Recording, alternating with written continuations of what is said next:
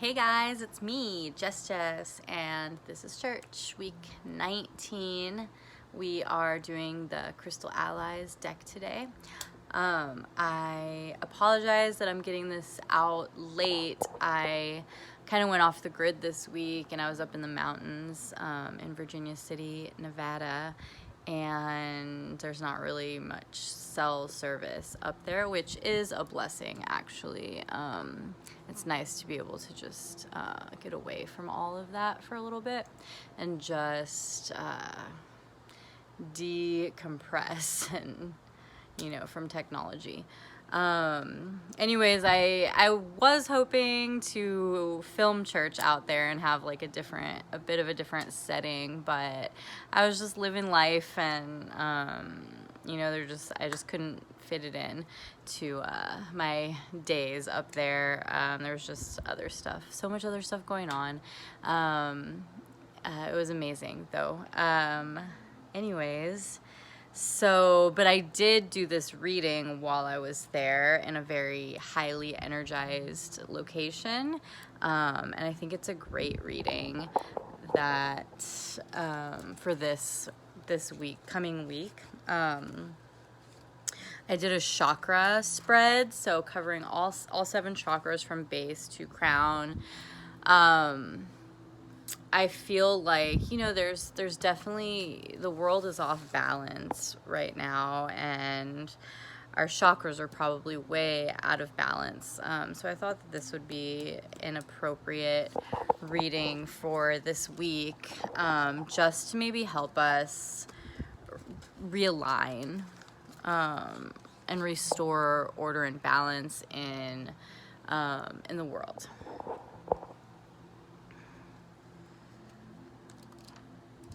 So my question to the divine was, or just my thoughts in my meditation, was just how can we as a people create balance in all aspects of our lives to better connect to the great Earth Mother and align ourselves with the source and our greater purpose? What guidance can we be given to help us get to that and get to our most authentic selves and, just creating the best world for us? So, I can show you how I have it laid out, but it's not, this is just for the purposes of doing this video because I don't have the space to lay them out in a straight line going from base to root, so I did them from left to right. So just have them spread like that. I got these awesome, huge, look at this huge chunk of clear quartz that I got from the Comstock Rock Shop in Virginia City. It's awesome. I also got some Numite, and that's just some amethyst. I have tons of amethyst. I resonate with it. Anyways, so let's get into it. This is going to be a long reading. I hope you'll bear with me and take these lessons. This is 7 cards, and how long-winded I am, so if you've been watching these. So the first card is the root chakra, the Muladhara. So that's at the base of your spine. The card in the first position is the physical experience. This is your physical experience card. The Muladhara chakra is located at the perineum. It's the base of the spine. It is a downward-facing cone of energy that connects us to the earth and her energy field. The base chakra governs physical survival and needs. The physical vitality of a person can be affected by this chakra, as can one's basic opinions and beliefs about the nature of life and how to live. This chakra supports integration and the grounding of our energy and experiences. It also allows us to eliminate any unnecessary or unwanted energies. This chakra rules over the lower intestines. It's involved in a person's practicality and ability to manage the daily aspects of life, food, clothing, work, etc. The card that appears in this position is providing insight into how you process your life and what you need to focus on to experience life to the fullest. So how you process your life and what you need to focus on to live your life to the fullest. That's what this card represents. So, our root base, Muladhara, is initiation, phenacite, which I don't have any to show you, but you could look it up and find yourself some phenacite if this card resonates with you. It's the image, the initiation. We've had this before, if you remember. It's a storm element. All right, so phenacite represents initiation, the crown and soul heart chakra, etheric chakra. The affirmation for this card is, I now trust in all I have learned and make my own empowered choices. That's for the phenacite initiation card. In this image, human spirit approaches the phenacite doorway, the entrance to the higher realms. The being is prepared for her initiation into the new ways of thinking and living that are revealed when you integrate your light body into the physical vehicle and commit yourself to your highest path. I think of the light body as kind of like the soul or the spirit, and the physical vehicle would be the body, the physical body. So the body is just a vehicle for your soul. Phenacite is the ally that embodies this frequency of initiation into new levels of being. Phenacite is a rare beryllium silicate that forms into wand-like crystals and rhomboidal disc-like crystals. It can range in color from golden to colorless to gray.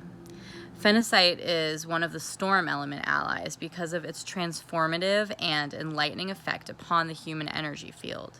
When awakened and employed as an ally, this stone will initiate the light body, the soul, and aid in grounding it into the physical plane. So we're here having this physical experience in our physical bodies. So this is a grounding stone. Phenacite's keyword is initiation. Most cultures have initiation ceremonies that provide their people with special rites of passage. These rites give the initiate an opportunity to eradicate outmoded aspects of their lives and to begin the new. Through the rites of birth, puberty, partnering, croning, and death, people were able to explore the spiritual meaning of those stages of their lives. The rites of passage act as signposts by which you can steer your life. And I always talk about this when we get this card, but it just reminds me of The Pilgrimage by Paulo Coelho, which is his personal journey that he did. It's a branch of Catholicism, an ancient branch of Catholicism that he follows, that he had to do this initiation, he had several tests he had to find his sword, and not only find it, or he could only find it when he had discovered how he was meant to use it, and he had all these different initiations along the way. It's a really, really great book. It kind of goes hand in hand with The Alchemist, so you can see like where he got the story for The Alchemist, which is based on something that happened to him in his own life. That's a great book to read if you want to understand truly like what an initiation is like, without actually experiencing it firsthand. In ancient times, dedicating your life to spirit was also done through initiation. You would declare your intent before a teacher or spiritual mentor and would receive an initiation into the teachings of that society. As the student progressed, new initiations would be given to allow the student to rededicate herself to the spiritual path. These initiations were often accompanied by the revelation of spiritual knowledge that would take the student to the next level. So once you gain certain amounts of knowledge, you're ready to advance to the next level, as you open yourself up, as you awaken more and more. In this way, the student would gain new levels of growth, understanding, and mastery. You're not just born a guru. You've got to work at it, and you've got to look inside yourself, which is the key to everything, because all the answers are within you. Your soul is within your body, so look to that. Today, our emerging system of spiritual growth is much more eclectic and personally directed than in the past. Spiritual seekers often study alone or with many different teachers to gain the knowledge they seek. This can saying many different teachers as opposed to just one teacher, like in the pilgrimage where, he does have many different teachers, but there's one guide kind of leading him. This can sometimes be difficult because of the lack of initiatory experiences that clearly delineate the growth of the student to new levels of being. Phenocite is an ally that has appeared to initiate the light worker to even higher levels of awareness. So the message of Phenocite, so what it means for it coming up for us in this reading. When Phenocite appears in your cards, you can be sure that an initiatory experience will soon follow. Phenocite is signaling you that the time of storm is approaching. You will be tested by the elements of your life, and you may be asked to sacrifice those things that are keeping you from moving forward. Initiations require you to call upon what you have already learned on your journey to successfully navigate the test that you will face. It is important to realize that you have already learned all that you need to know to move through this time of testing. You just need to call your wisdom and knowledge forth to make the right choices at this time. I feel like I just had an epiphany while I was reading that, because I think that this could mean, a lot of us, like myself, don't have work right now, and we're being kind of made to feel like we're just supposed to get a random job, and not work in our field anymore. And I think that this is a great time to it's maybe saying that could maybe be something that is supposed to be a sacrifice because it's no longer serving you anymore. And that doesn't mean go get some random job, but maybe there's something new on the horizon that maybe is in the same, it's the same realm of what you're already doing, but there's just like a new door that's meant to open. So be open to receive that for sure. Always, always, always, always be open to receive, because there are signs and symbols everywhere during waking and sleeping hours in our dreams. When you take a test, the teacher doesn't sit next to you and give you the answers. It's the same on a spiritual level.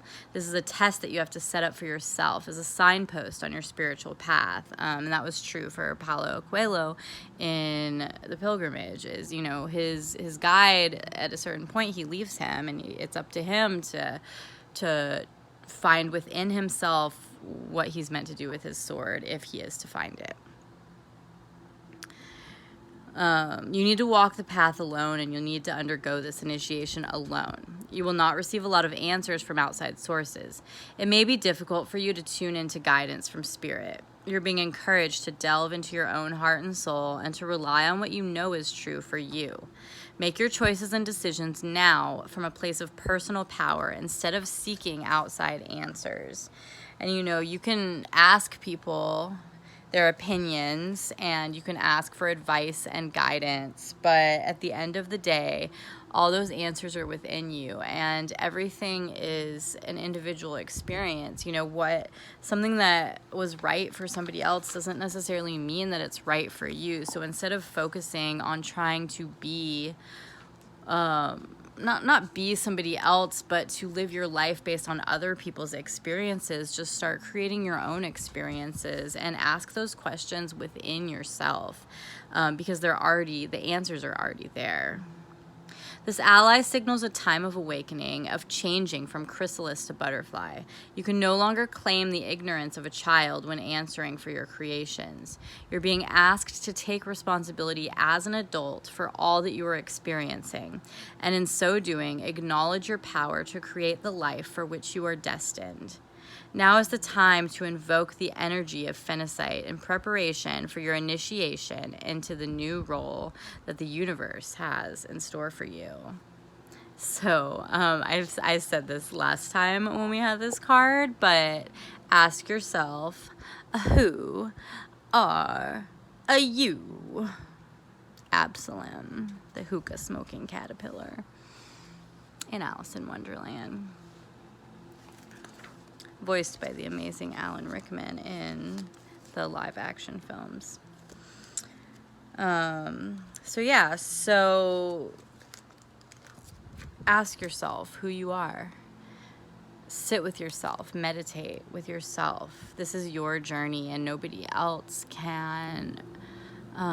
This is not something to do with somebody else, because you're trying to discover yourself and who you are, who your light body is, not your physical outer appearance, anything like that, but what is inside of you, the soul that lives inside of you. Who is that and what is their purpose? That's what you're being asked to do. So let's talk a little bit about the second chakra, which is the second card is the creativity card. Svadhisthana chakra lies about 2 inches below the navel, and it rules over passion, creativity, and the ability to take action to manifest your dreams and ideas. It's related to the reproductive organs, endocrine system, and the sex drive. The card in this position gives insight into the manner in which you are creating your experiences. The ally that appears here will give you a deeper understanding of where you can focus your creativity and action to co-create your ideal reality. So that's your sacral chakra, which is just below your navel. And that is saying, again, that this card is telling us where we can focus our creativity and action to co-create your ideal reality. So the card that we have in this position is blue lace agate, which stands for innocence. Blue lace agate. And we actually had it reversed. So if you'll remember that means that you just need to give extra attention to this. So innocence, blue lace agate. If you want to meditate on that, I'll show you. I gave mine away, but I will show you an image of it. It's a water sign as well, water element card, however. Yes. So let me show you an image of blue lace agate. I'm not sure how well you can see that. I kind of have the sunlight is coming in strong right now. Blue lace agate. Okay, so if you did want to get some of that, if this card resonates with you. So blue lace agate, again, stands for innocence, and the affirmation for this card that you can meditate on is, I release ego, judgment. Sorry, let me start again. I release ego, judgment, and perceive life with an attitude of innocence. Blue lace agate is a variety of blue and white banded chalcedony. Chalcedony is one of the gemstones mentioned in the Bible in the book of Revelations as the material of the third foundation of the city of light, the dwelling place of God that comes down from the new heaven onto the new earth. Blue lace agate has traditionally been used as a throat chakra stone to facilitate communication and self-expression. It is a cooling water element stone that can help to calm fiery emotions and facilitate nonviolent communication. Blue lace agate assists you in letting go of attachment to being right in your perceptions, opinions, and beliefs. When you release attachment to being right, you release the ego's need to defend your personal position as the truth. You then become free to change and grow as you objectively review new perspectives. There's a lot of that going on right now, the ego. ego is really strong in most people right now. With being so set in their opinions that are based off of fear and just what they're hearing, what they're seeing in social media, instead of being researched and expressing those as truths, and being very unable to free their mind from the fear and the complacency to be able to seek and find their own truth. And I'm sorry, the chakras for this card are heart and throat for blue lace agate. The ability to be objective and without ego defense is embodied in the quality of innocence that is promoted by the energy of blue lace agate. Innocence is the capacity to be completely present with what is, without judgment or interpretation of the ego. Innocence is often considered to be a state of ignorance or laughable simplicity, but in fact, it's a state of emotional presence and awareness.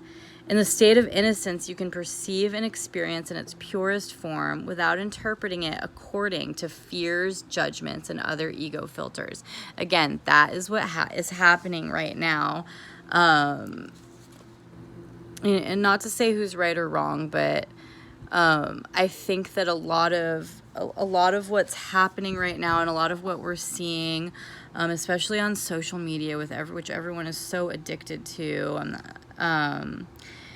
is that people are getting information and they're interpreting that information based on their fears or their judgments of others, which come from the ego, instead of saying, okay, here's this information that I'm receiving. Let me do some research and see, what, where this information is coming from and how well it actually holds up to be true based on your own beliefs and standards and morals and all of that. So this way of thinking that most people are having right now, and just shaming and judging and all that, is coming from a place of ego, and ego is never, this is not the time for us to, project our egos, but to come from a place of spirituality. Innocence allows you to be completely accepting of yourself and others without censorship. In this state, there is only curiosity and a willingness to explore and learn.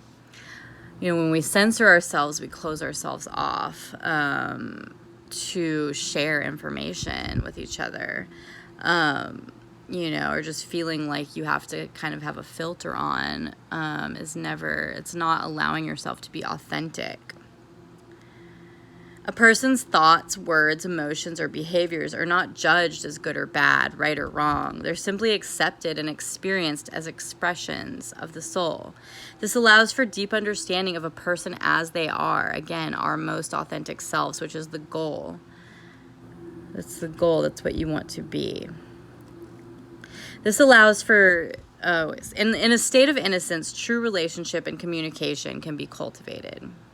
And which is what we need more of. We need true relationship and communication. And we need to be allowed to communicate our ideas to each other without fear of judgment and being shamed. Because everybody has an opinion, and who's to say who's right or wrong?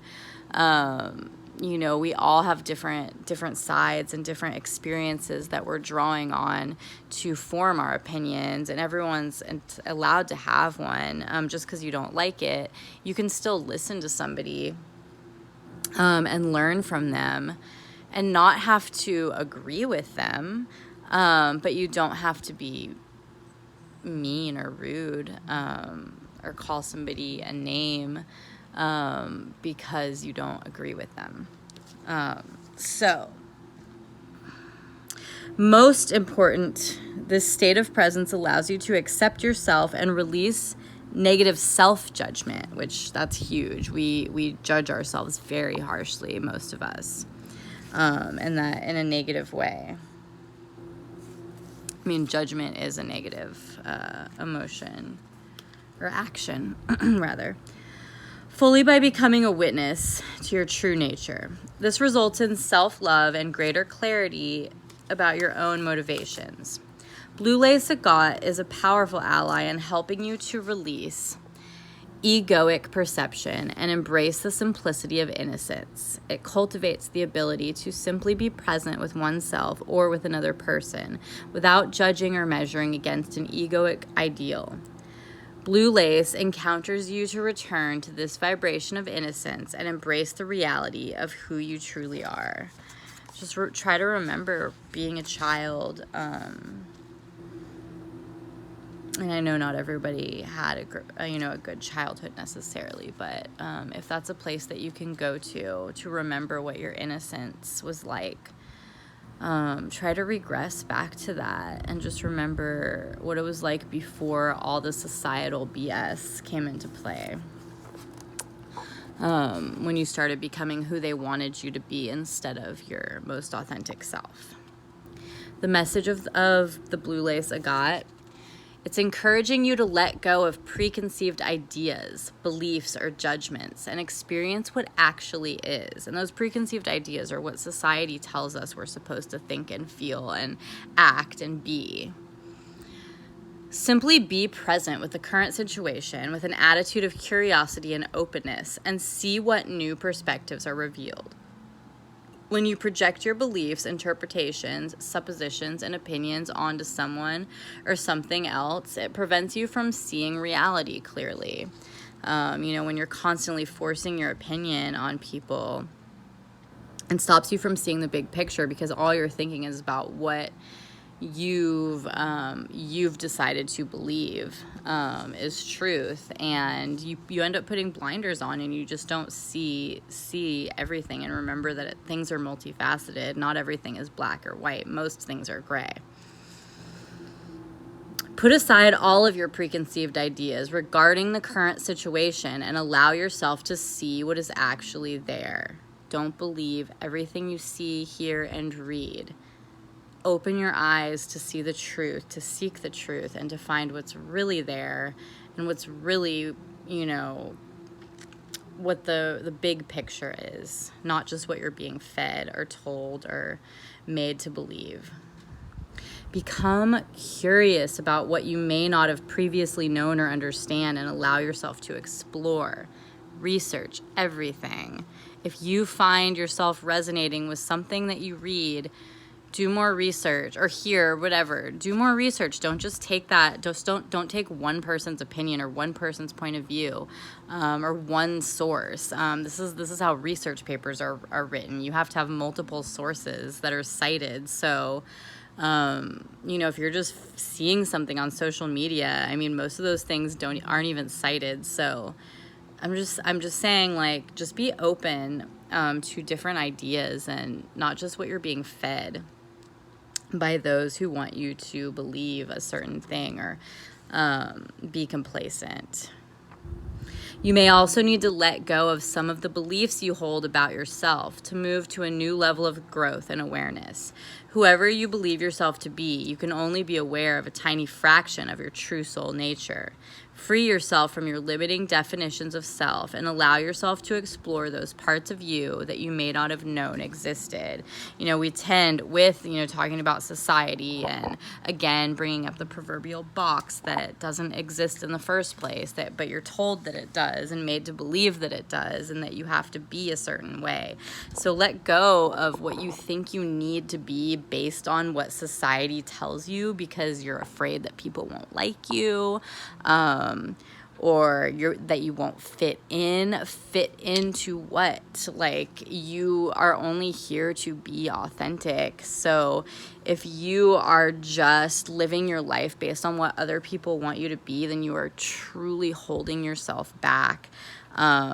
This is just asking you once again, as we pretty much every card in every reading is telling you to do, is to look within yourself, explore yourself, do self-work, ask yourself questions, sit with yourself, be with yourself, be comfortable, become comfortable with yourself, because you will always be with yourself. Your light body will always be a part of your physical body until your physical body dies. So, learn to love yourself for who you are, not who others want you to be. Because you will never be your most authentic self if you are trying to live your life in a way in which suits others but doesn't suit you. So the next chakra, the third chakra, which is the solar plexus chakra, just above the navel. So this card is the will card, your will. Manipura chakra, Manipura, is located a hand span above your navel. The solar plexus chakra is the point of attachment for the emotional body. It is from this energy center that your divine and determination that your drive and determination, I'm just thinking about divinity, I guess. Your drive and determination are generated.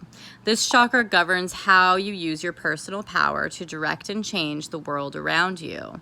How you use your will determines the karma associated with your creations.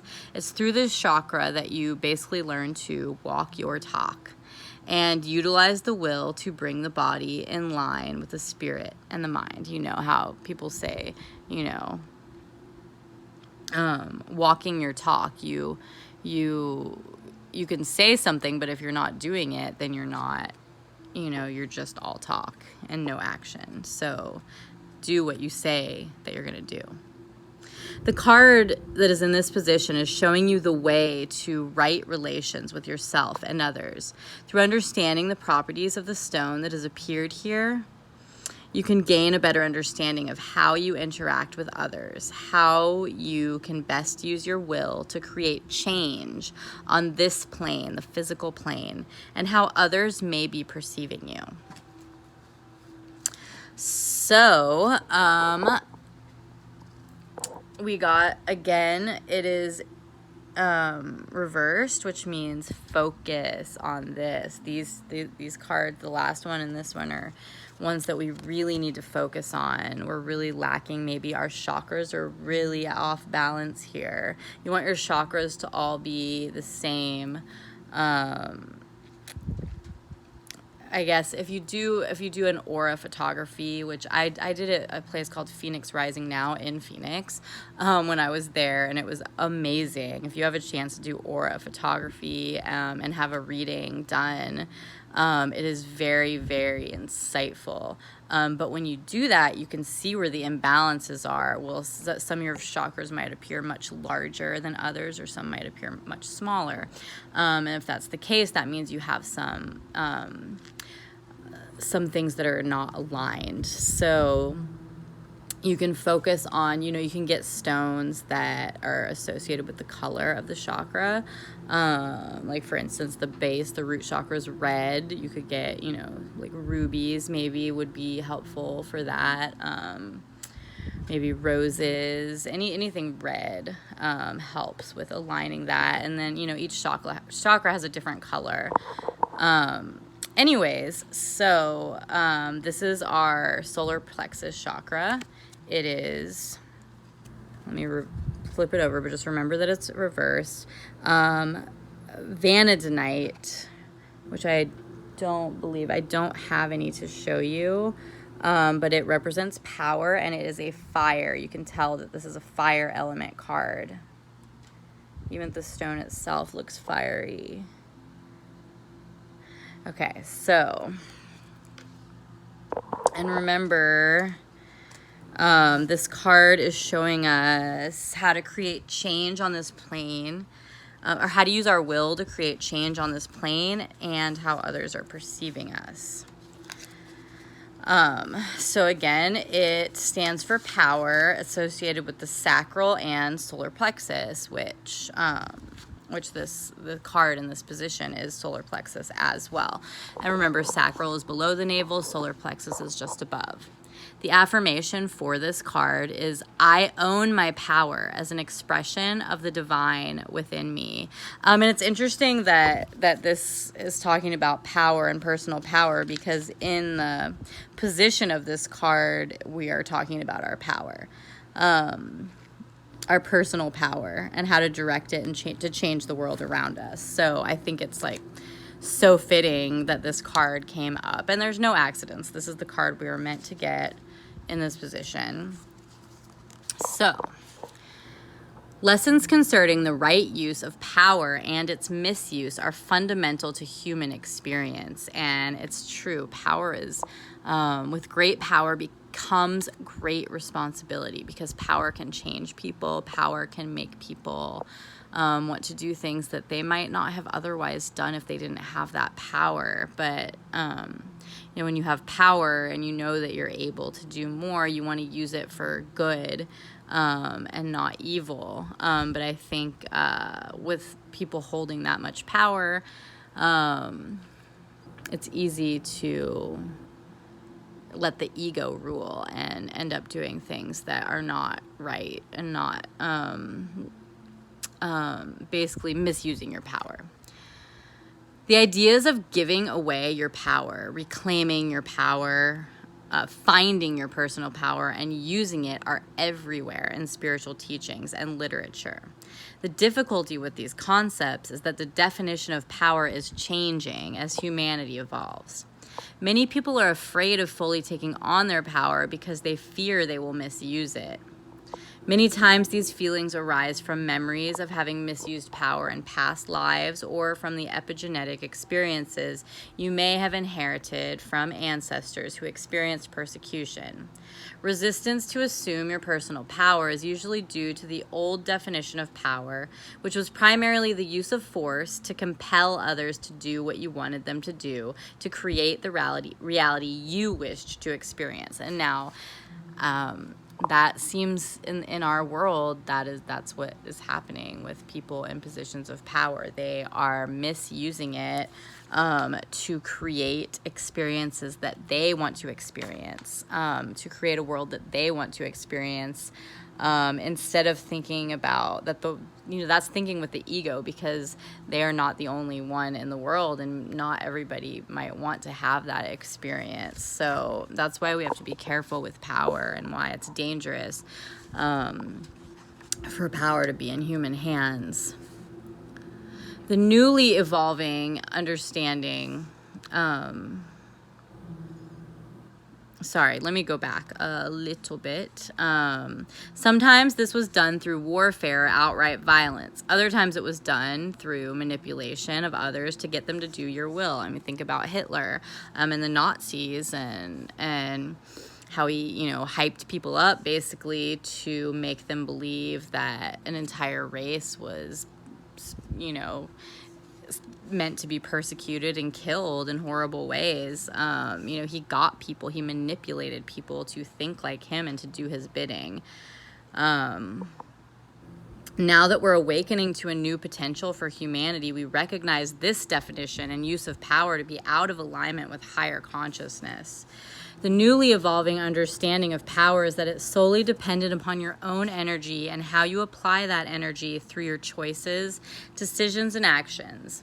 It is the co-creative use of your energy to change your life with the full conscious assumption of responsibility for those creations. You create, the things that you do are your own. It's nobody else's. You are responsible. You need to hold yourself accountable for your actions. In this model, you cannot give away your power because it always resides within you. The question is whether or not you are using it. No one can take your power either, as it is solely dependent upon your conscious choices and decisions. True personal power does not force or manipulate anyone else to be involved in your creations. However, if they choose, they can add their personal power to yours to co-create with you. So you can combine your personal power with others, but you can never take somebody else's power or give your power to somebody else. Giving away your power is a process of refusing to use it. So it's saying that power is always within us. And if you are saying, oh, think you gave your power away, well, you didn't actually give your power away, because you can't physically do that, but you allowed somebody else to be responsible for your power, or you're refusing to use it. So you're basically giving it up and allowing, maybe look at it this way, you're giving it up and allowing somebody else to use their own power to manipulate and control you. Allowing them to make the choices and decisions and take the actions that create it. You know you are giving away your power when you blame others for your life experiences. So that's an act of giving away your power. Taking someone's power is the act of either making other people's decisions and choices for them, even with good intentions, manipulating them. A lot of parents do that. I knew a lot of people growing up whose parents decided what their kids' lives were going to be, what they were going to be when they grew up. That is taking somebody's power, and that is also giving up your power by refusing to use it yourself. The parents might have good intentions, but they're manipulating their kids to act the way that they want them to be. So you're manipulating them to act in a certain way, or forcibly causing someone else to do your will. You're taking someone else's power when you use shame to motivate or manipulate them. And we see that a lot in society, is shame. It's happening all over the place. Taking back your power, then, is the process of abandoning these old behaviors, cultivating your energy, making your choices and decisions according to your higher mind and spiritual guidance, and being willing to assume responsibility for the outcome of your actions. And I think that is what Nako is talking about in his new album, Nako and Medicine for the People. Their new album is Take Your Power Back. And it's such a powerful album. It's so good. And again, I just am a fan. And their music is life-changing. It's medicine for the soul. It is healing. It is everything. And I definitely think that's what he's talking about in the title track also, Take Your Power Back. Take your power back. It's yours. And how you use it is up to you. Are you using it, and are you using it for good? Or are you refusing to use it? Are you allowing somebody else to have it? Take it back. It's yours. A spiritual warrior is someone who embodies this new model of the correct use of power. They do not do warfare or use their power through force. Their power is used to continually hone their skills and abilities, to serve and support others, to resolve problems, and to act in a responsible way.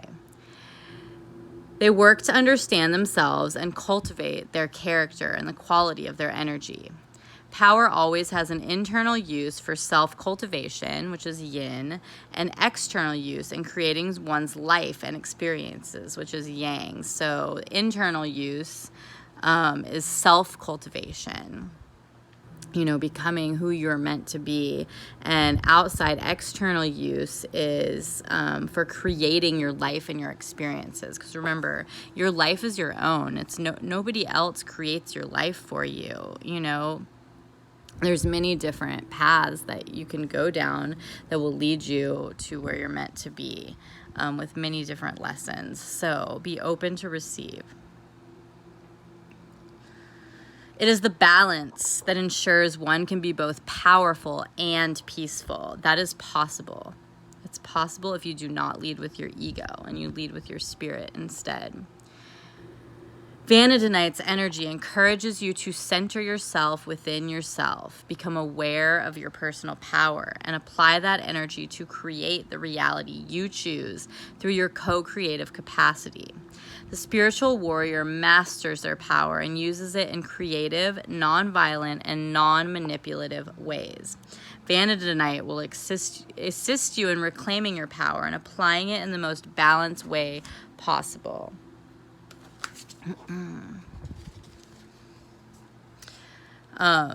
So, yes, we never want to manipulate people. We never want, I don't believe in forcing your opinions, your beliefs on other people. It doesn't matter what it is. People are responsible for their own lives and their own beliefs. And when you're forcing somebody to believe what you believe, you're not allowing them to form their own opinions and do their own research and discover what they believe to be true. You're taking their power from them, and they're giving it to you, and you're taking advantage of that. So I just don't think it's right to force what you believe on other people. Your power cannot be given away or taken from you. You are the one that is creating your life. It all begins with your energy. You have the inherent power within to change your reality if you choose. We all do. We can all change our reality. Just because you're on one path now doesn't mean that you have to stay on it. Never give up on yourself and think, well, I did this, so, that's my life. Like, don't define yourself by your past. Allow yourself to grow and move forward.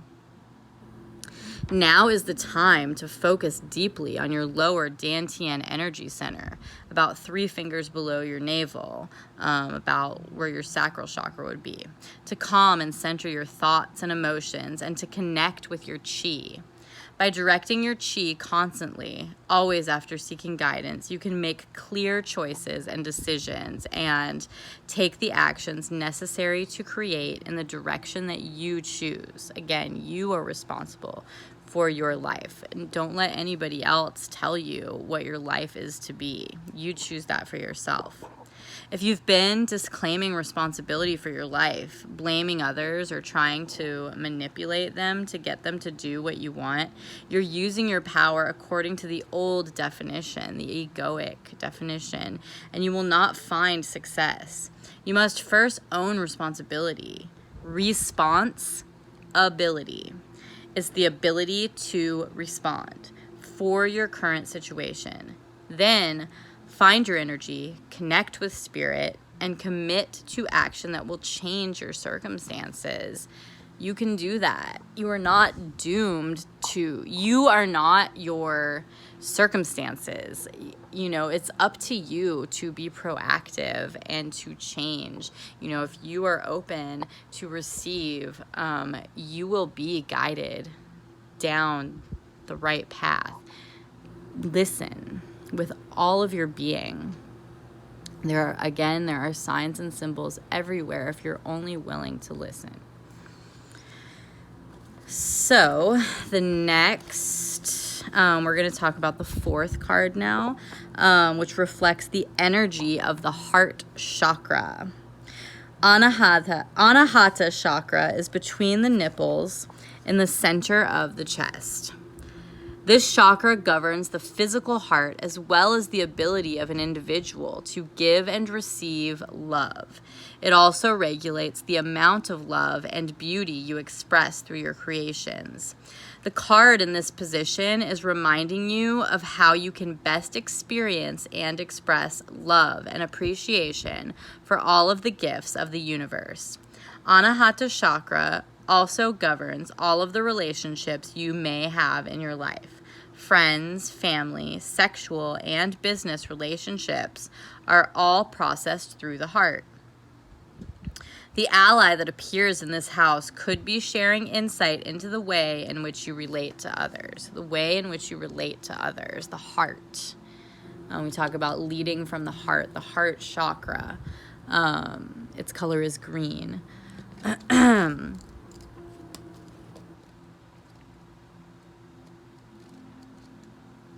So I actually have heart chakra meditation on right now.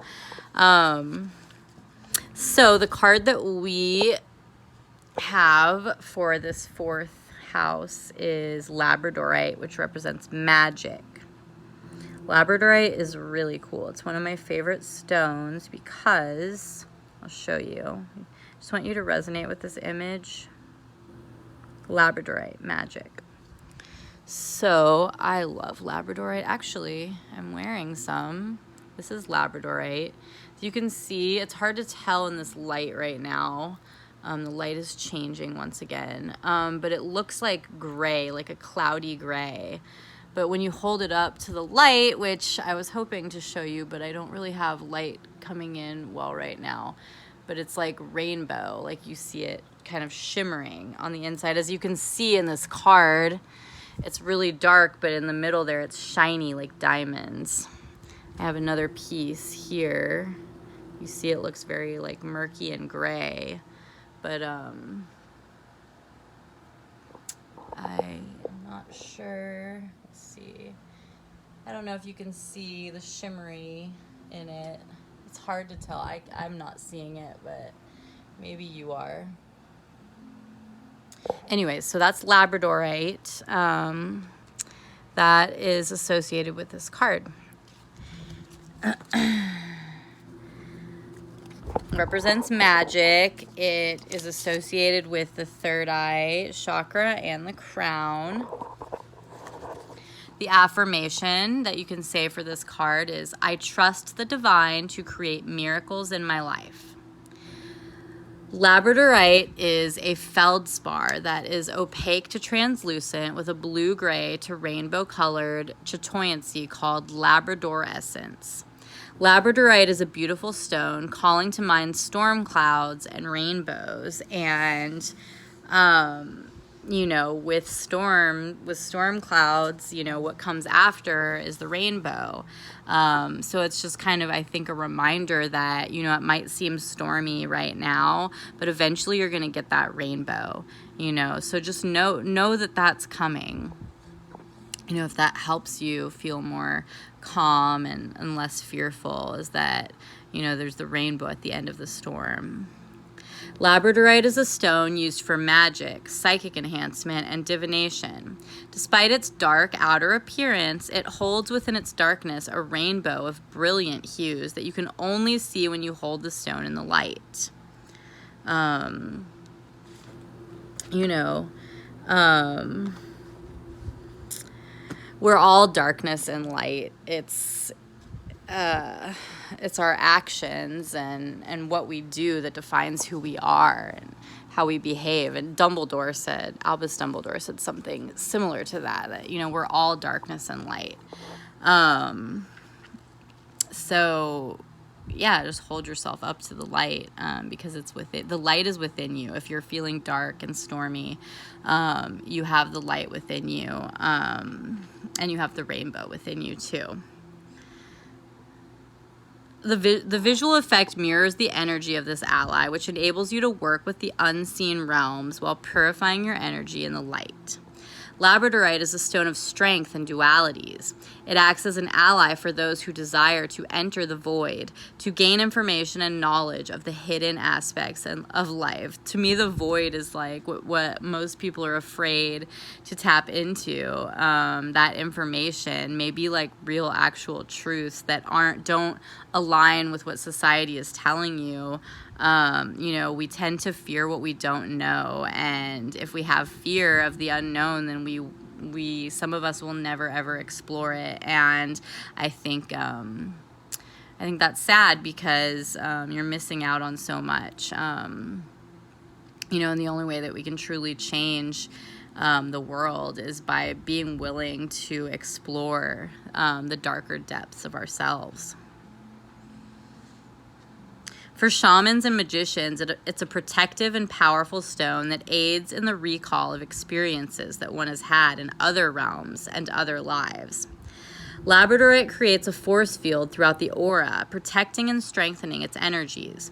Labradorite is an important ally to invoke when working with the natural elements.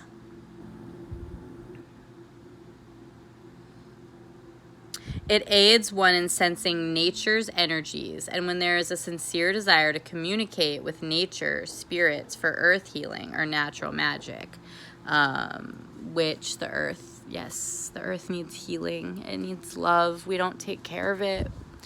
I talk about this every week too, and I think it's a great stone to get and to work with, because we got to figure this out. We're running out of time. I don't know what's going to happen if we, I mean, I have an idea, you know, and I don't think we want to go there. You know, we don't want the Brave New World scenario. So we really need to take care of her, honor the earth. The mother comes first, live in a good way for her. Nako, once again, very important.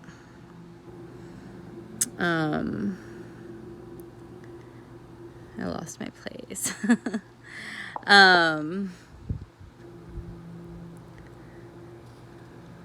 Sorry.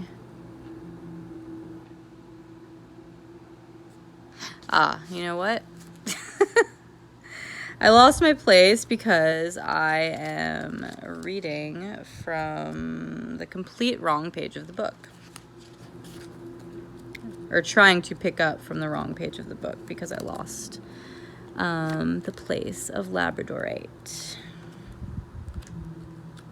So bear with me momentarily as I refine. I do mark all of my pages, but sometimes I take off the marker once I flip to the page and then I lose it.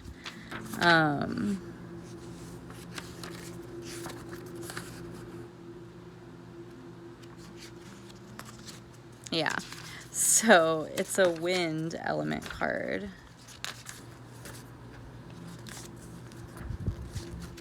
Here we are.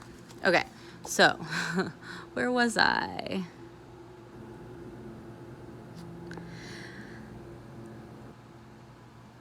Labradorite creates a force field throughout the aura, protecting and strengthening its energies. It is an important ally to invoke when working with the natural elements. It aids one in sensing nature energies and when there is a sincere desire to communicate with nature spirits for earth healing or natural magic. Incredible synchronicities can occur and opportunities can arise when you are in harmony with the natural world and your inherent sensitivity to the flow of energy. And that's what we're trying to do here and why I chose the 7-card chakra spread, because I think we need to create balance in order to synchronize and harmonize with the natural world and the energy of Gaia. The divine is continually shifting people, situations, and events in co-creation with your intentions. It's why, like, nothing is random because, you know, there's people and things and whatever that are put into our lives for us to learn lessons from or guide us or help guide us in the right direction. There's always a reason. It's the blanket. I Heart Huckabees. I hope you've watched it by now. You may not see the effects of these movements in your daily life, but if you tune into the deeper energies that underlie the physical world, you can sense the subtle currents that are moving. It's the ability to sense these energies, respond to them, and work with them that's often called magic by those who can only perceive what has already been made physical. Magic is everywhere. It's all around us. You know, again, you just have to be open to receive and open your eyes and see the signs and symbols. Labradorite supports a sense of mystery and wonder, creating a resonance between all parts of yourself. Wonder and mystery. Always have wonder and curiosity. Ask questions about everything. Mental, emotional, physical, energetic, and spiritual. This alignment enables your total energy to work in harmony so that your divine purpose can unfold, revealing never before considered ideas and paths to follow. In this way, Labradorite helps you to feel more aligned, hopeful, and on purpose in your life. Again, alignment and balance, that's so important. The energy of Labradorite also helps one to penetrate the veils of the void, where all knowledge and all possibility are held. The veils of the void, the veils that separate the two worlds, the spiritual plane and the physical plane.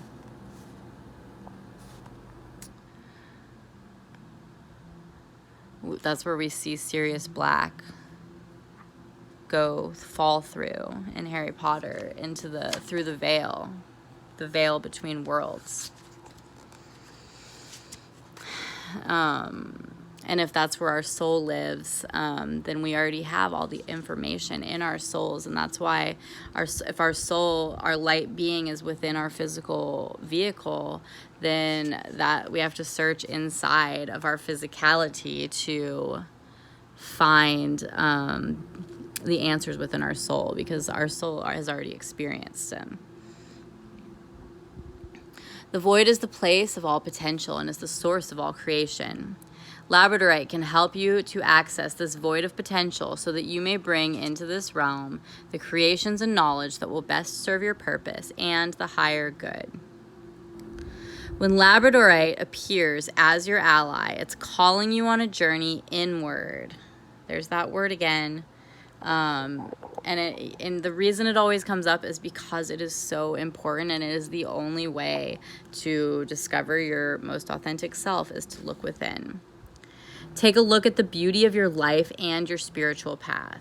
Even those things that have seemed dark and dreary now reveal their hidden light, just like the rainbow emerges from the storm cloud. Now is a time when understanding will emerge from confusion, surety from doubt, and truth from illusion. There's a lot right now. There, like I've said over and over, there's a lot of false truths. It sounds like an oxymoron, but we're being made to believe what's true and really isn't. And now is the time, and Labradorite is going to guide us on. Now is the time to seek the actual truth and to ask questions and to not accept things as they are, because that's not aligned with your most authentic self. You have to seek the answers. And like I said, the Labradorite is the storm cloud, but that rainbow is going to be revealed. And you can find it if you only open your eyes and seek the truth. Separate the truth from the illusion. Labradorite is here to remind you of the magic that is at work in your life. The subtle currents of energy that are shaping your present and future have created something wonderful for you that is just about to be revealed. Magic is becoming visible to you now. It's like a shining, shimmering dew that illuminates all it touches. Take a look at the paths and choices before you, which seems to sparkle. Which path seems to sparkle or shimmer in your mind's eye? That may be the path of magic leading you to your dreams.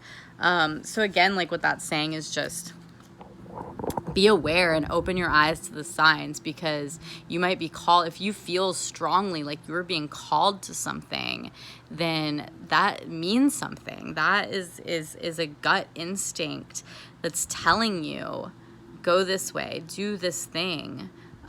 This is what you're meant to do. So you always have to be listening and be willing to follow your intuition, be able to follow that, what's calling you to, and be led, allow yourself to be led down the path that you're meant to be led down, and not to lead with fear and ego and, be afraid to go down that path by yourself.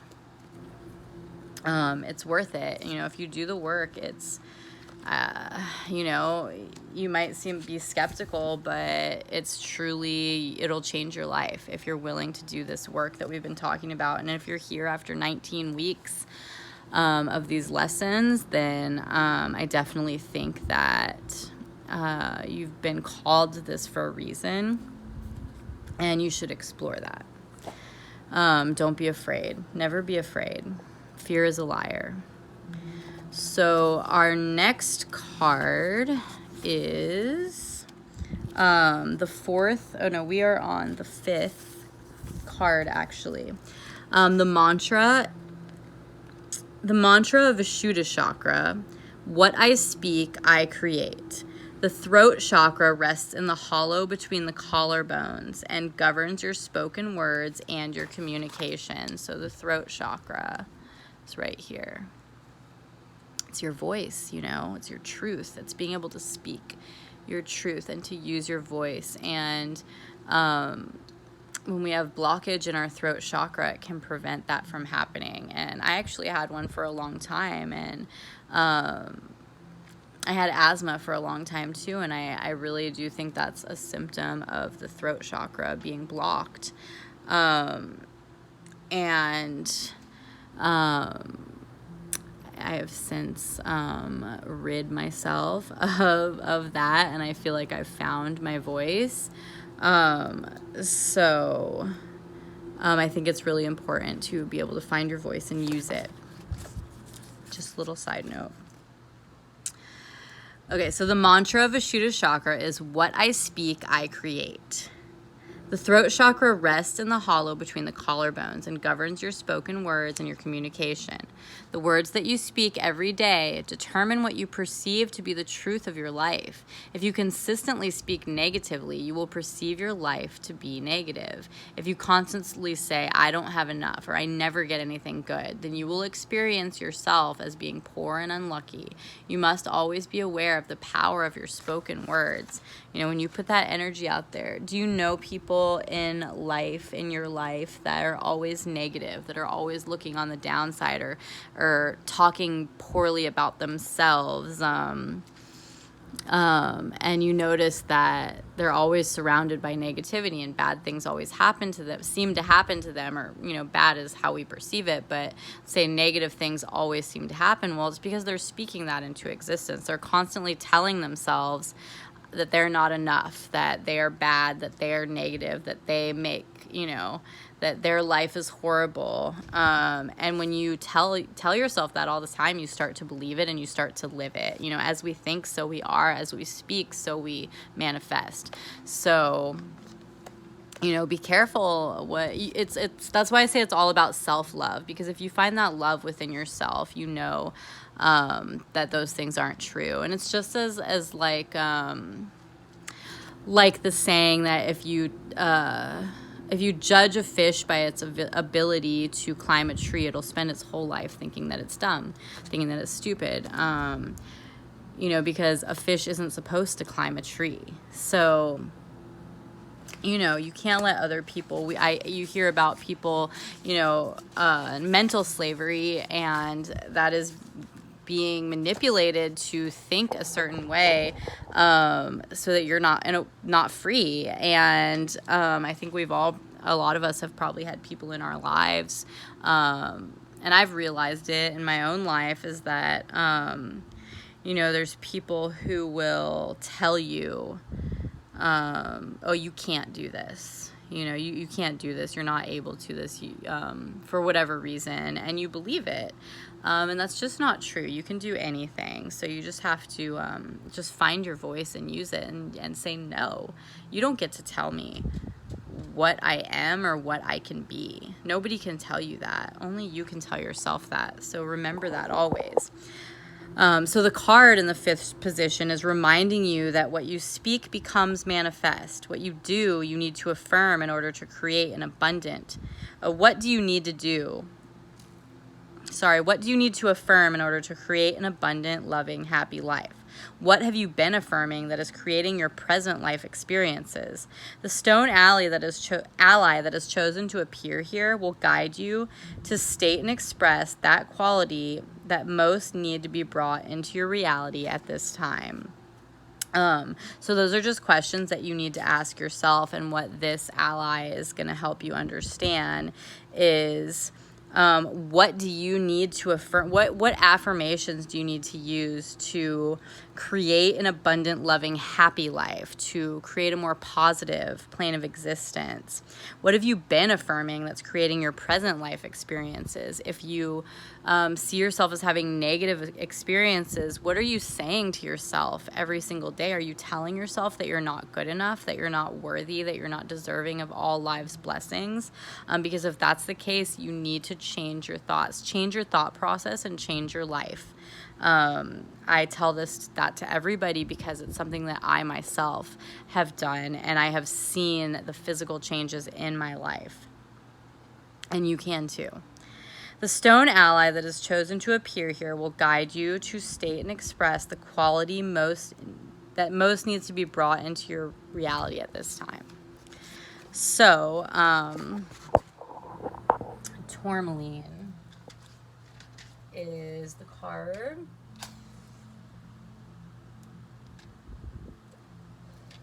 Can you see it? I don't know.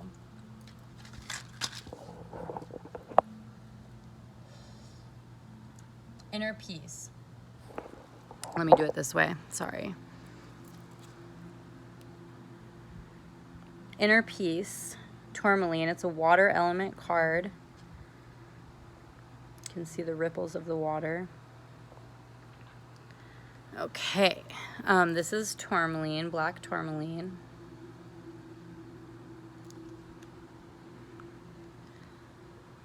Yeah. I don't know if it's in the light. Yeah, black tourmaline. So, inner peace.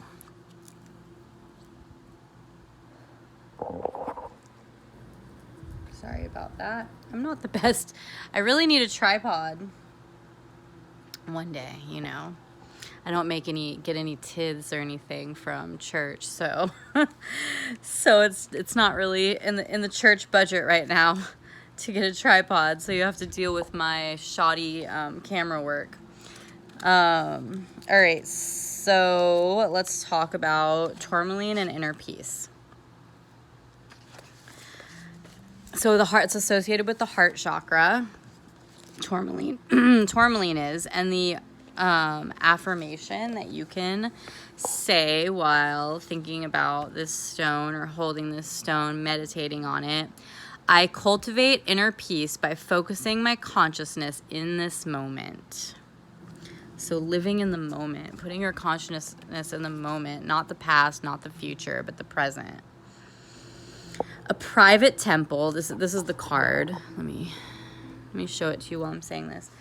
A private temple in paradise serves as your personal retreat. So you see like a private temple in paradise. By quieting your thoughts, you can enter this temple of inner peace. Tourmaline has a high content of the chemical element lithium. This element is used medically for the treatment of emotional and mental imbalances. When you engage the energy of this high lithium stone, it creates an immediate elevation of mood, a calming of the emotions, and an equalizing of your personal vibration. We all have a vibration and a frequency because we are all made up of energy. And energy moves. That's why all of these stones that come from the earth have an energy and a frequency, you know, and if you're tuned into it, you can feel it. And that's why it's important to recharge them as well.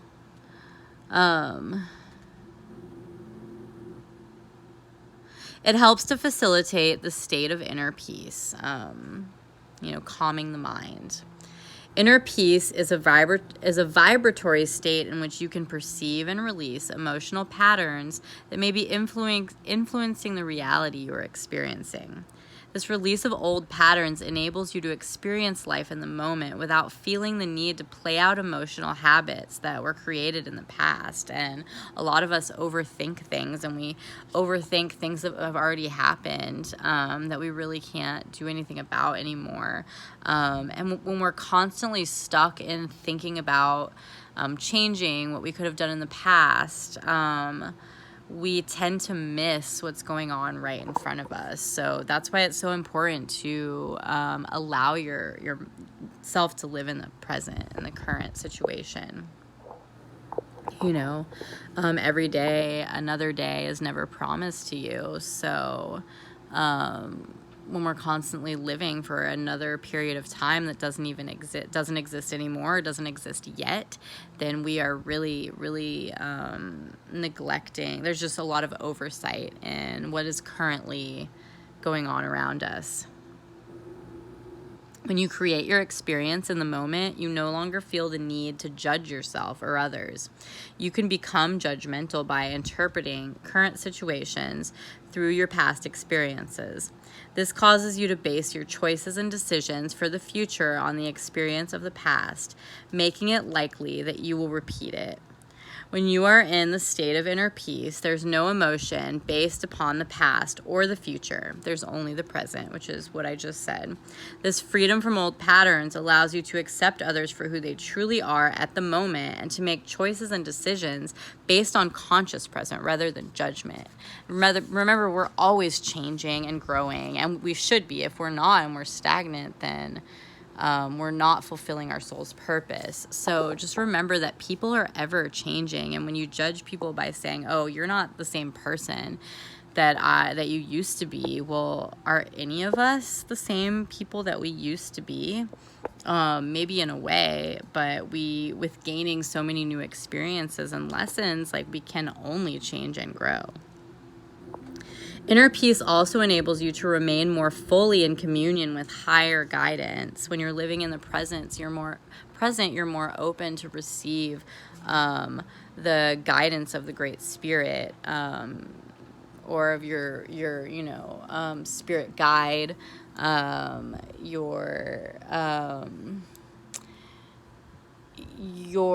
the entities that are kind of guiding you, your guardian angel, if you will. When you're living in the present, you're more open to receive that because all those things are there for every single one of us. And we have to not be afraid to open our minds and our hearts to that. It will only help you in your journey. When you exist in the moment, you can make each act and thought a manifestation of the light. You can become a clear channel for the will of the divine creator. A receptor, The rubellite tourmaline can help prevent, that's like a tourmaline that's pink or red, can help prevent stress and the activation of the sympathetic fight or flight response in the nervous system. There's a lot of fight or flight going on in our world right now because we've been forced into complacency through fear-based manipulation. And we think like, oh, if we don't do this, then this is going to happen. It's black or white. It's all or nothing thinking, And remember, most things are gray and multifaceted. Lithium assists the state of inner peace by enabling one to unplug from those emotional triggers that would normally activate old emotional patterns. The verdolite tourmaline has a vibrational effect of supporting the physical heart. The verdolite is a green tourmaline. Has a vibrational effect of supporting the physical heart and helping you to release the physical imbalances that can be created by old emotional wounds. There's that word imbalance again, and we want to be balanced, right? So that's why it's important to live in the present and find inner peace. By working with the two together in either bicolor tourmaline or watermelon tourmaline, which is a combination of the red and green, both the emotional and physical aspects of heart healing can be addressed. So that's just how you can work with different types of tourmaline. So the message is this.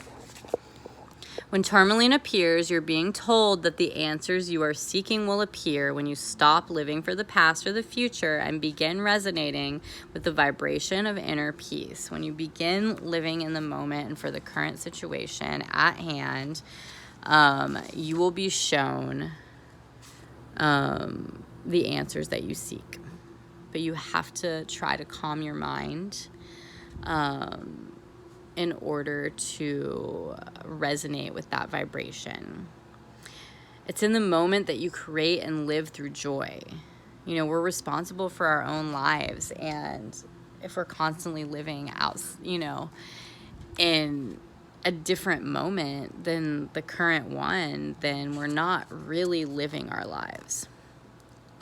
By living in the current moment, you're able to release the emotional patterns you created in the past and create each moment as you wish it to be right now. every moment is fleeting, you know. You will not find your answers in the future, and you'll not find them in the play of the past and what's already happened. You will only truly discover yourself when you disconnect from the roles you may have created for yourself and those around you. You know, and that we create these roles for ourselves based on what society tells us that we're supposed to be, once again. And we have to, in order to just break down those barriers and those restrictions that we put on ourselves, we have to quiet our minds and look within to discover ourselves. Ourselves, not based on what anybody else tells us we should be, but what we know after searching within that we're meant to be. This can occur when you accept peace with yourself and the world. Seize the moment and become like tourmaline, emanating peace, joy, and healing. That's what we all should be emanating. You know, when we're emanating fear and anger and pain, you know, we're creating that reality around us. So we've got to shift our thoughts, change our minds, change our life. It can happen for you. So the next card is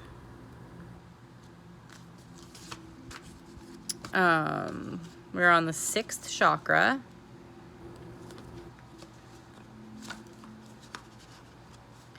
Which says, I'm going to tell you a little bit about that one, if I can find my place that I took the bookmark off of accidentally. Okay. I'm sorry. We're on the 6th one. Is that what I said?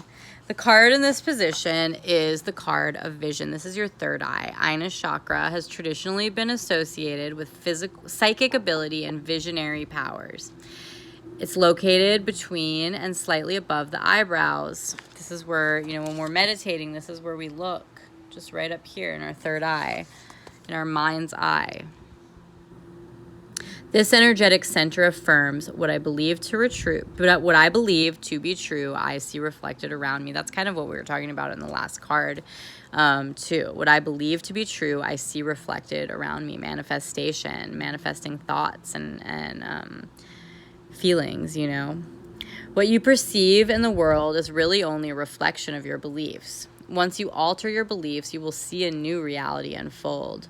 That's being open to just learn from other people, and maybe you find that your beliefs are maybe based on what somebody else told you to believe, you know, and not your own experiences. This card, so the card in this position is pointing out the beliefs that you need to reevaluate or reinforce in order to fulfill your mission on the earth plane. What is it that you need to see in order to understand your next step? You know, what guidance do you need to be able to move forward in your life? That's what this card represents. So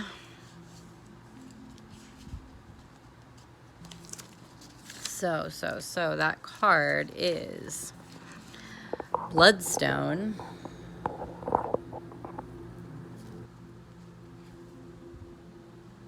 Bloodstone. Oops, I don't know why I'm doing it that way.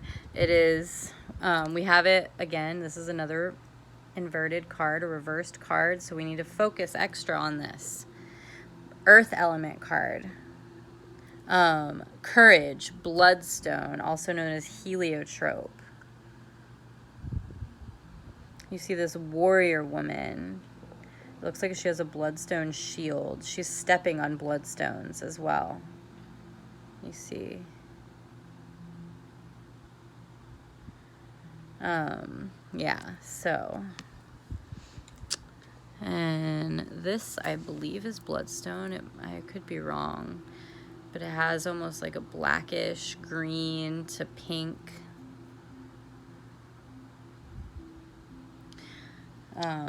Yeah. If you want to find yourself some bloodstone to meditate on. It represents courage. the chakras, earth, heart, and Muladhara, root chakra. The affirmation you can say with this stone and this card: I have the courage to act upon my heart's truth and my inner guidance. I have the courage to act upon my heart's truth and my inner guidance. So, as we see on the card, a female warrior braves a dangerous and potentially fatal crossing. She is in a precarious position upon the brink of total transformation, but she knows she must continue, though there's no safety or surety of success. You know, sometimes we have to just blindly do something and just let go. And be free, even though there might not be a safety net or an assurance that you'll be successful. You just have to go for it and take the chance on yourself. She does not follow this path because she's forced to do so. She follows this path because she knows in her heart that it's the right one. Remember, we can't let anybody else tell us how we're supposed to live our lives and what path we're supposed to go down. We have to seek that within ourselves. So this warrior on the card has sought that, and she knows in her heart that even though it seems dangerous, it seems scary, she's on the right path. It's not always going to be flowers and sunshine and rainbows and butterflies. Just remember that, you know, it's going to be stormy sometimes, but just remember the rainbow. So on her arm, she carries a shield of bloodstone as protection. She's a warrior that carries no weapon, only defense. Like Snape in Deathly Hallows, when, you know, he is having to still put on an act of being on Voldemort's side, and McGonagall starts attacking him in a duel. And if you notice and you really pay attention, he only ever uses defensive spells. He never once attacks her, because they're on the same side. She just doesn't know it, and he can't say. Sorry if you've never read or watched Harry Potter, but there you go. It's been out for a long time now, so I don't know what your excuse is. Anyways, so that's just a little, just to show you that just to compare to this warrior who she's only using defense. She is not using offense. Bloodstone stepping stones support her as she makes her way over the treacherous lava field. Bloodstone is protecting her. It's a protective stone, and she is relying on that to give herself the courage to move forward. Bloodstone is a legendary stone held in high regard by many cultures. The name Bloodstone reflects the ancient Christian folklore that it formed when the Christ's blood fell from his body on the cross, spotting the green earth with its stain. It's also known as heliotrope, which comes from the Greek meaning to turn the sun.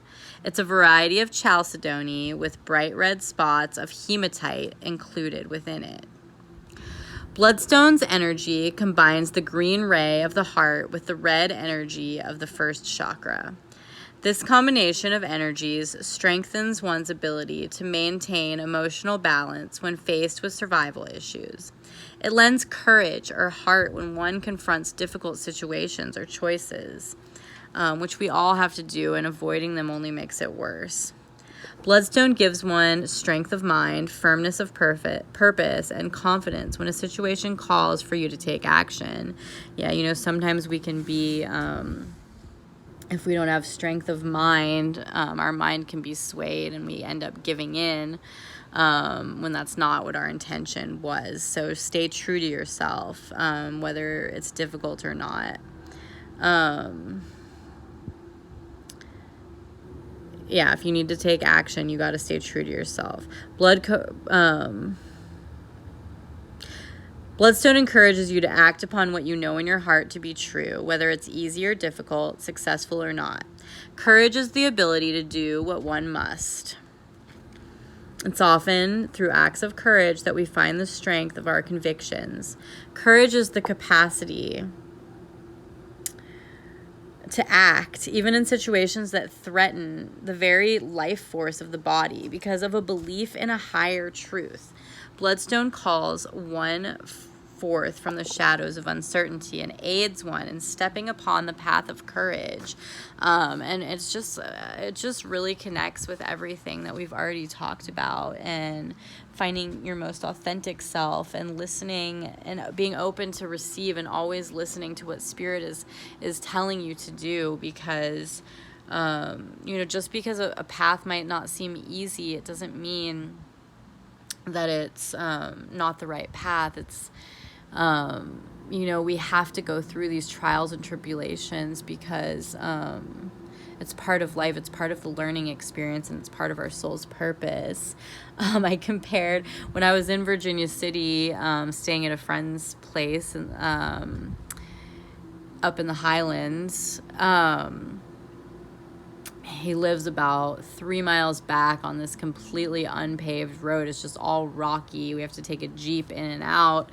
And he was passing on the road, and there's like a fork in the road where you can go over this bridge. It's a small little footbridge like that. It just seems like it might break if you go over it, but you don't know. And I joked to him, I was like, go that way. And I said, it's kind of like life. You have to take chances and risks, and that bridge, it's rocky and it's dangerous, but you can go the easy way, or you can go the way where you might learn the most lessons, which we're here and we're meant to learn lessons. So that's really important. Guess what I did? Lost my place. Of course I lost my place. Okay, here it is. So anyways, I got off on a tangent, and I might repeat myself here since I can't remember exactly where I left off. It's often through acts of courage that we find the strength of our convictions. Courage is the capacity to act, even in situations that threaten the very life force of the body, because of a belief in a higher truth. Bloodstone calls one forth from the shadows of uncertainty and aids one in stepping upon the path of courage. And I now remember that was what I had just read. Courage does not mean stepping needlessly into danger or difficulty, or taking unnecessary risks to prove your bravery to others. Remember, this isn't about proving yourself to anybody. This is about just being yourself. Courage is the strength of mind and spirit needed to take the action that your heart dictates, even if you're not receiving support or encouragement from outside sources. And there's not a lot of that unless you're doing what is popular, then you're not really being supported. And remember, what we've said before, and it's, this phrase that what is popular isn't always right, and what's right is not always popular. And I think that happens quite a lot. And society, based on what society tells you to think and feel, often are gravitated toward whatever the popular opinion is. So if you have an opinion that is different than that, then you may not be supported. And you can feel ashamed and guilty and angry and frustrated. But, you just have to, if you're on a path of truth, then you need to stay on that path no matter what. Courage compels you to take action on what you know to be true for you, even when there is no assurance of a positive outcome. So yeah, just like things are going on now. If something is true for you, then you don't have to allow anybody else to dictate what your actions are based on your own truths. And people will use shame and fear tactics to get you to give up your power. And you've got to allow your mind to be strong to repel that. Use these allies, these crystal stones, for protection and guidance. Acting with resolve upon the intelligence of the heart is the path of the spiritual warrior. If you are continuing to walk the path of truth, even when you're getting maybe jeered at from the sidelines, when you are continuing down this path, That is what makes you a spiritual warrior, and you will persevere. So bloodstone or heliotrope has appeared at this time to inspire with courage. Encourage you to recognize the direction in which your heart is leading. Lead with your heart. This is a heart chakra card. This physical world is a play that we're acting out with the others around us. At any time, we can rewrite or change the script. Sometimes a fear of censure, loss, or failure can keep you from following your dreams. And the key word is fear. And fear will always block us from allowing ourselves to know our true potential.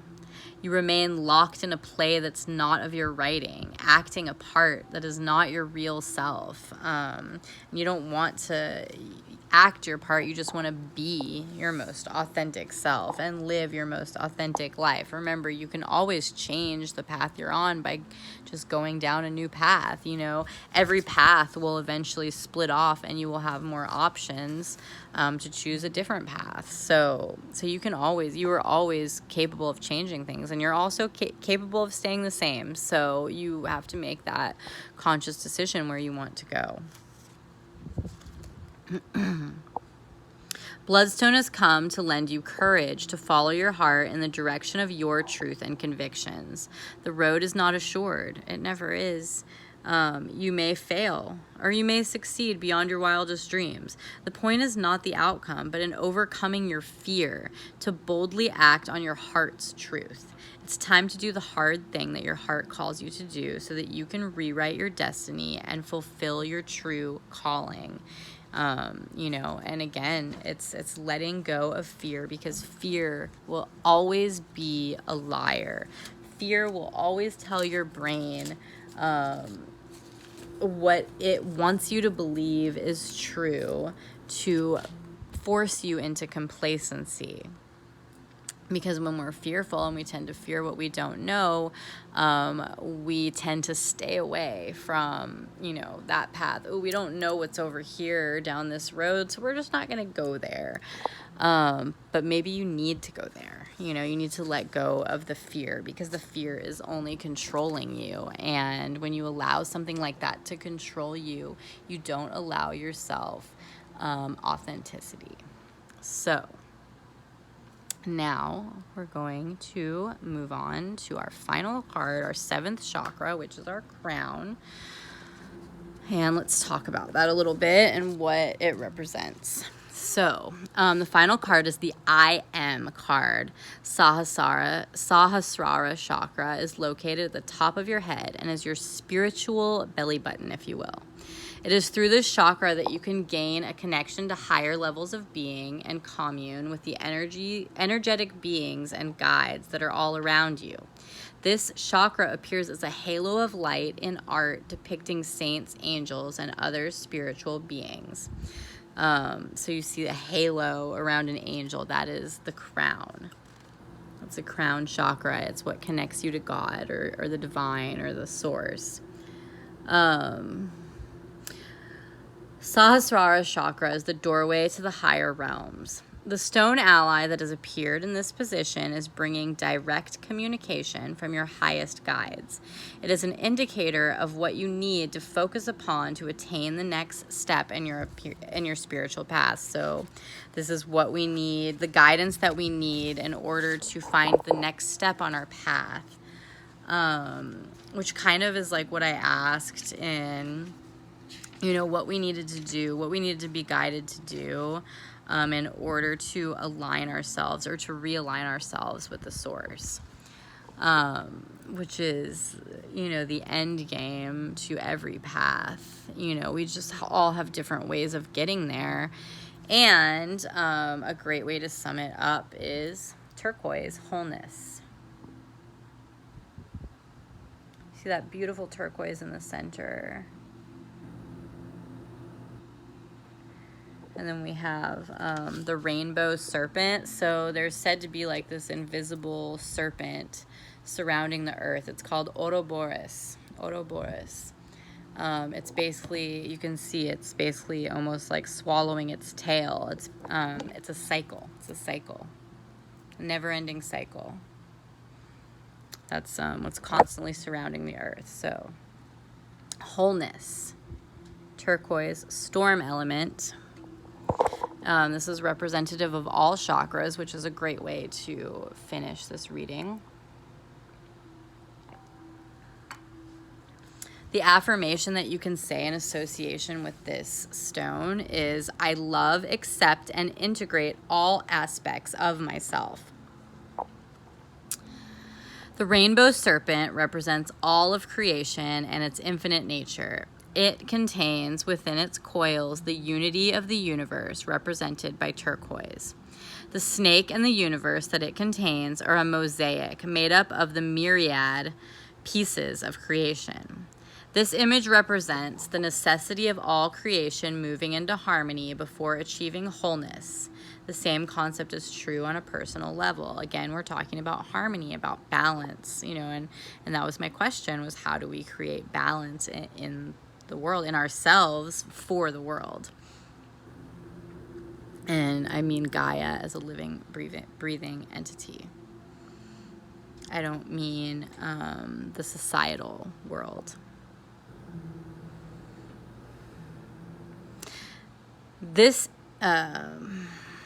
All aspects of the self must be recognized and integrated before achieving personal wholeness. All aspects of self. So you have to look within to find those aspects of yourself. It's the only way. This sky blue to green mineral combines water, wind, fire, and earth energies, therefore containing the power and unity of the storm element. Turquoise has traditionally been a stone of vision because of its beautiful sky color. So turquoise has all of the elements in it. Just like Harley Merlin she's an elemental. She has all the elements in her. I just read the first book, so I don't really know what that all entails. Well, I kind of do, but anyways, that's beside the point. Anyways, so turquoise, I almost just got some turquoise too. It can be a little pricey. I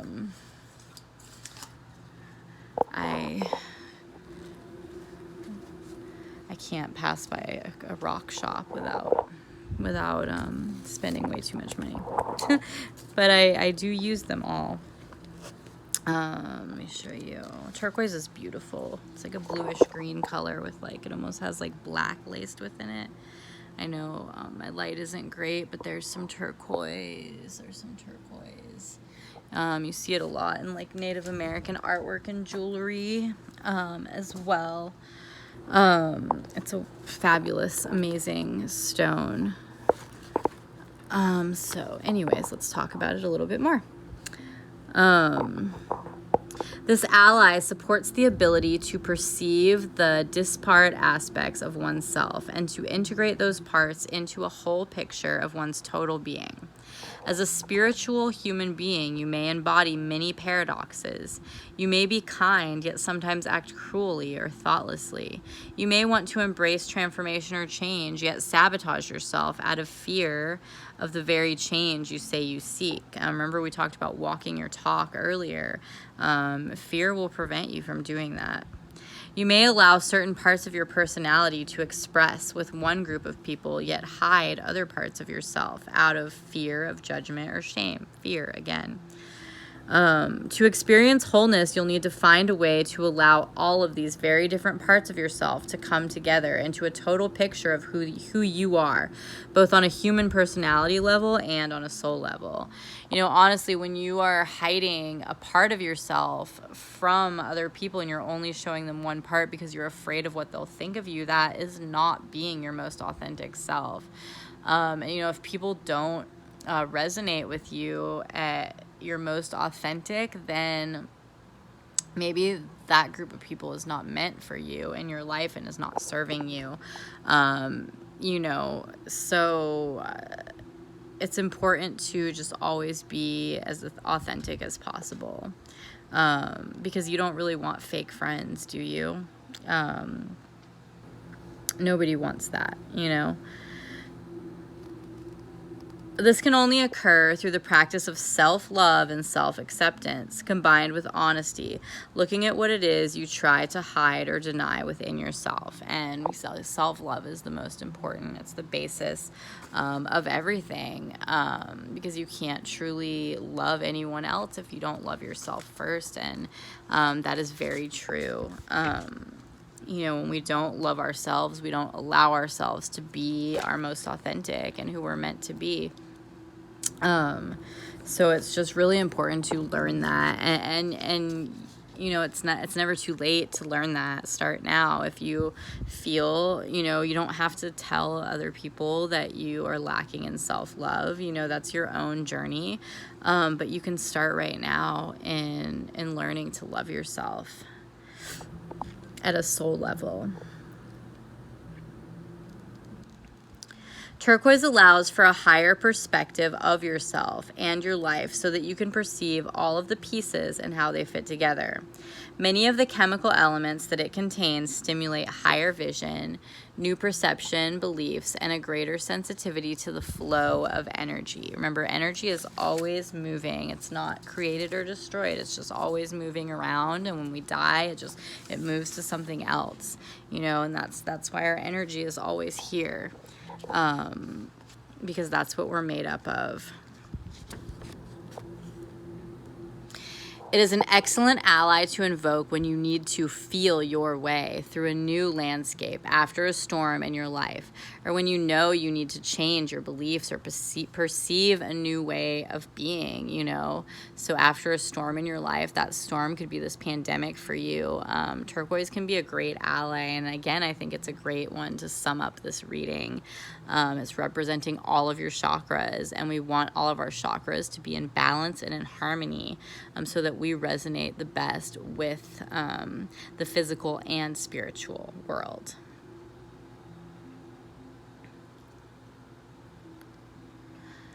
When you invoke the energy of turquoise, you're asking to be shown the way to oneness and unity. The age of light is a return to wholeness. Humanity long ago volunteered to be the vehicle through which spirit could learn of the duality of the physical plane. So that's again saying, you know, spirit, our souls, you know, came into these physical bodies. We're born into them, and we can be born into them again and again, in order to experience things in the physical world. So we have to have a physical body to be able to live in the physical world and have those experiences and lessons. You know, we are in a vehicle. We are here to learn. And we are here to grow. And we are here to learn everything that we can learn so that we can reach enlightenment and to not have to come back to the physical plane. We are now undertaking to reunite the dualism of light and dark, male and female, body and spirit. Turquoise shows you that you truly can exist in a state of unity, bringing all polarities and duality into a harmonious balance, which is exactly what we want. We want to be in harmonious balance. You know, we need to learn that with everything. Again, dark with light, positive with negative, body with spirit. It's all connected, the blanket. So the message of this ally: when turquoise appears as your ally, it calls you to seek the unity within. Just as everything else must be sought within, you have to seek that unity, to balance your chakras, to align yourself with the higher good.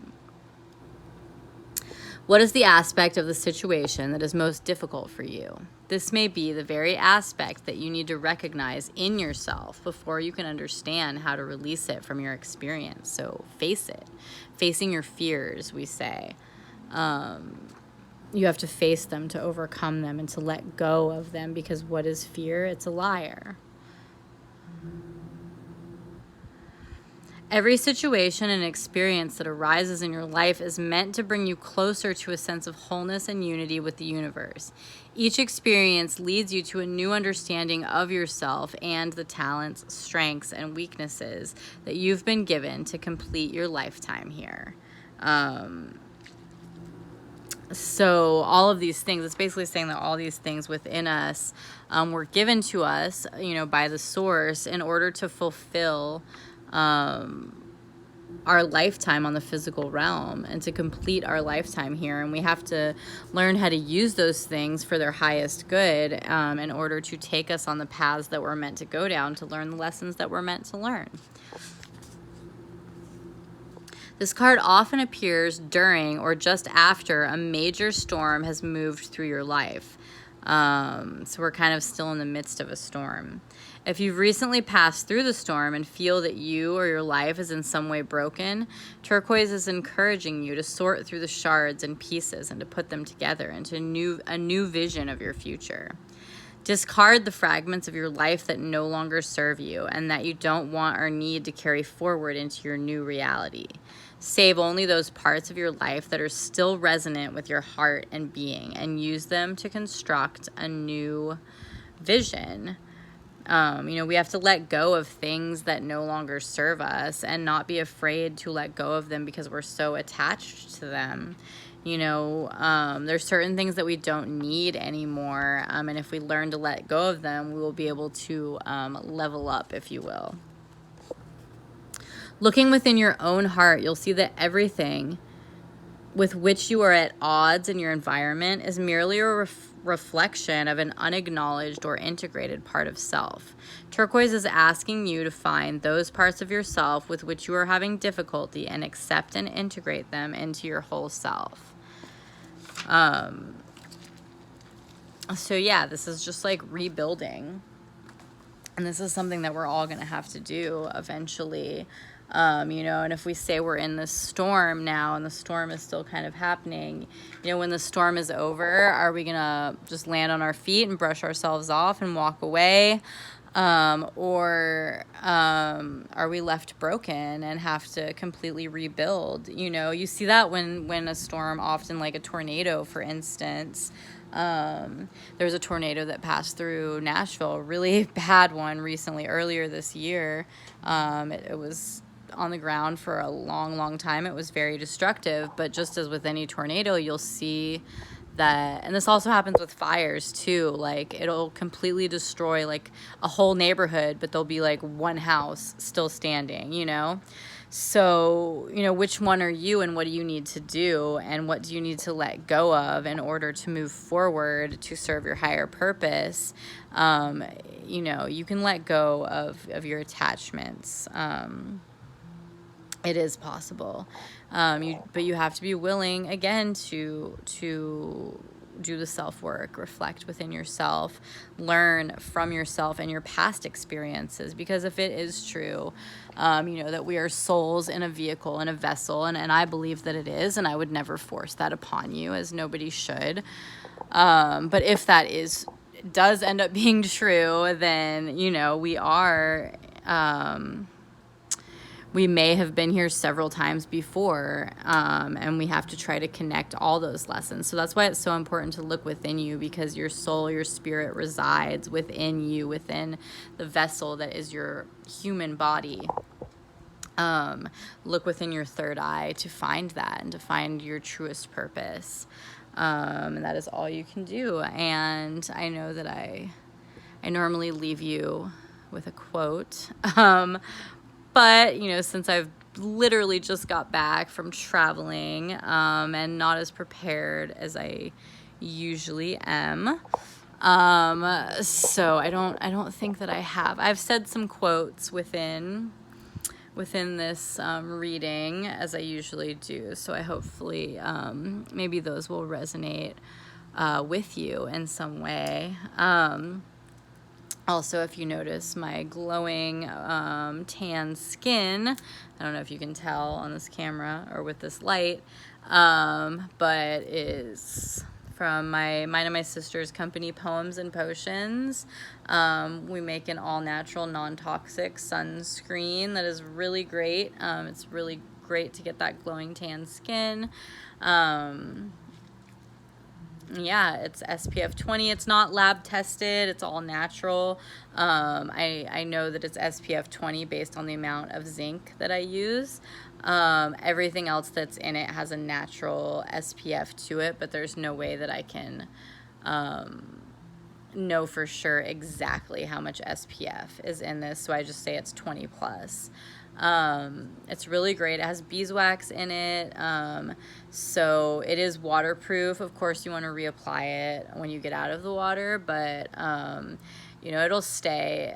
It won't wash off of your skin super easily when you do get in the water. It also has shea butter and vitamin E and carrot seed oil to soften your skin. Your skin will be really soft when you use this. And this is our cocoa rose scent, cocoa and rose. We also have vanilla and sandalwood, and we have lavender and patchouli, which is one of my favorites. That's the OG scent. Anyways, so if you love natural health and beauty, definitely give us a follow on Instagram at Poems and Potions. We do urban intention talks, and we introduce new products all the time that are great for those of you that are on a natural path to healing. So thank you guys so much for being here with me and coming to another week. Next week will be week number 20, which seems so crazy. But yeah, thank you again for being here. I really hope that you are learning lessons from these, we'll call them classes. You know, I hope that you are taking something from it, and that you know, it's great if you started this process and you really started looking within yourself, you know, from the very beginning, from week 1. Congratulations, you've made it very far, and you should be really proud of yourself.